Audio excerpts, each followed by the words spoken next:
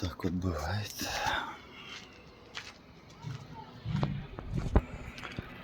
Вот так вот бывает.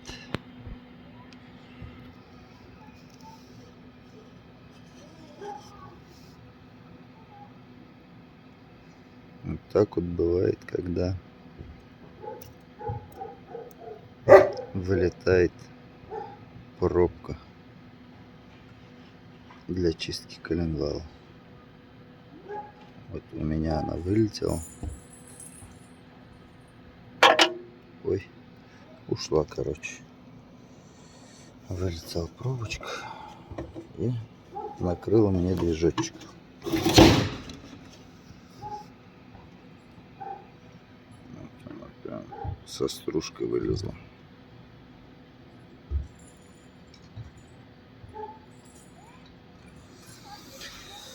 Так понимаю, коленвалу кирдык.